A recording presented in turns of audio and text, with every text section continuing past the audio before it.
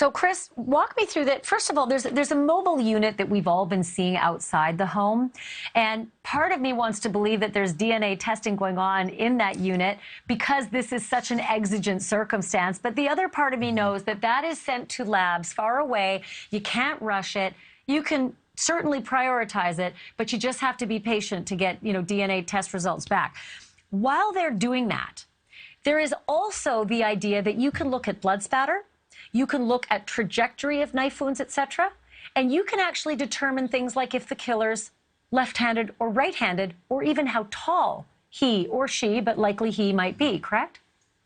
That's absolutely correct. And yes, mobile units have been mobilized across the country with a lot of law enforcement agencies, and they're outfitted with state-of-the-art equipment to test all sort of potential evidence. But I wouldn't expect for those mobile units to be testing DNA evidence because it's so fragile and it's so it requires a special hand, a very educated hand, in order to handle it. So I wouldn't expect for it to have those mobile units out there testing and outfit and putting together DNA strands. So that's a little bit far-fetched, but they are outfitted with some of the state-of-the-art equipment. And yes, those crime scenes will tell a story of, and through the autopsy, you should be able to tell whether or not this person may have been right or left-handed. Through the blood spatter, you should be able to tell maybe how tall he was, or the actual position that the victims were in when this murder occurs. There's so much information that you can find from the crime scene.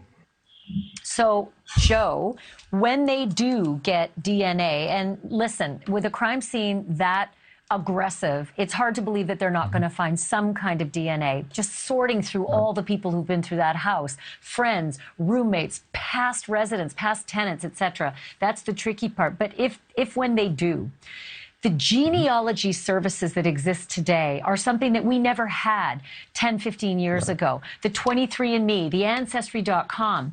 Do police instantly go to those companies and say, help us? That's kind of veiled many times. You don't know if they're going there or not. We've had several recent cases where genealogical forensics have been utilized, and they don't necessarily show their hand.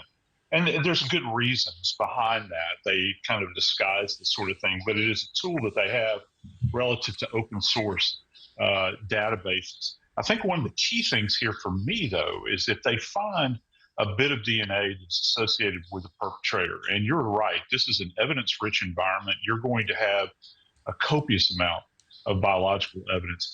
If they find that, the first stop along this way is they're going to plug this profile into the CODIS system, which is all the sex offenders that are out there. And they're going to search that from stem to stern to see if they get any hits there. And that'll be the first place that they're going to go to. Anybody that's voluntarily or has, by order of court, has presented their DNA and it's in a database, they're going to go there first, and then they'll move out from there. All right, Chris, the other thing I want you to help me figure out, because as long as I've been a crime reporter, I still struggle with this one. The police say they think it's a targeted attack. It's been, a source for much consternation in the public. Well, if it's a targeted attack, do we not have to worry? Yes, they say you still do have to worry. What evidence in a crime scene like this might be consistent with leading investigators to think it's a targeted attack?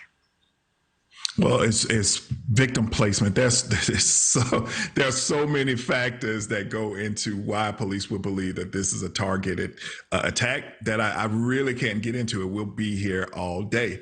But, one thing that I've read. Give me your top three to five. Okay, so victim placement, how many injuries that occurred, the fact that the weapon, the injuries to all of the victims seems to be the same weapon. It's just there's a lot.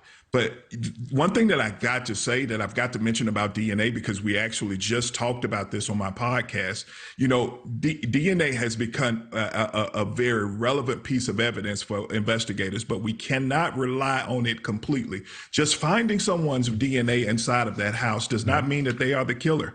So, and it's very, very fragile. So we have to be careful in how we talk about and how we utilize that DNA, because it could lead to some of the wrongful convictions that we've seen today, or some people that are implicated in a murder that they had nothing to do with. Thank you for watching. Go to newsnationnow.com to find NewsNation on your television provider. And don't forget to click the red subscribe button below to get more of NewsNation's fact-driven, unbiased coverage.